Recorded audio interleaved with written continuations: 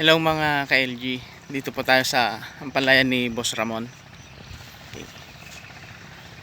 At nag-harvest sila ngayon. Pang-apat na pitas. Ganda ng kanyang ampalaya.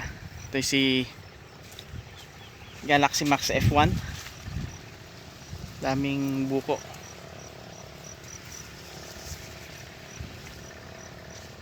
Pero masakit na katotohanan, bagsak po yung presyo ng ampalaya ngayon sa merkado.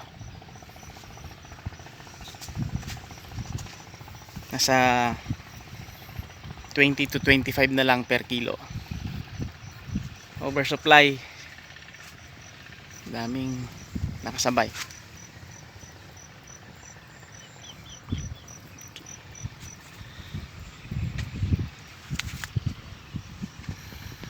Although malaki yung gastos, maliit yung income ng mga kapwa nating magsasaka. Okay. Yan po yung realidad ngayon. Bumaba na yung ampalaya. Oversupply, low end demand, yan na, bumagsak na. Okay. So ito yo, makikita ko ang daming buko si Galaxy Max F1. Okay. Grabe yung bunga niya. Grabe ang bunga ng Galaxy Max F1, oh. Makikita nyo po. Sunod-sunod siya. Yan. Yan, oh. Daming bunga po. Yan. Dito na siya sa taas. Ito.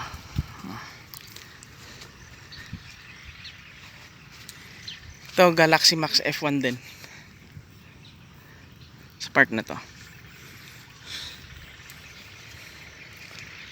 Daming buko. Daming bunga. Oh. Blockbuster.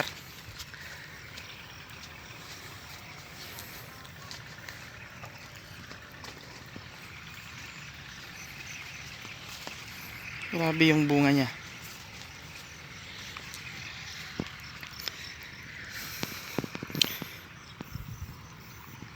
Highly recommended Galaxy Max F1. Yung mga nagbabalak na magtanim ngayon, siguro this is time to plant. Mababa po yung price. For sure maraming hindi magtatanim. Sakto yan ngayon, July, August, September, October, baka papalo na yan ng mataas. Yun po yung aking analysis.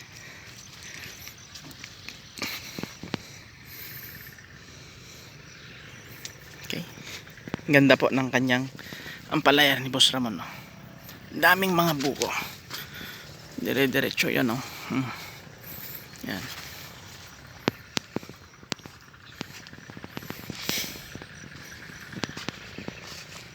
Ito.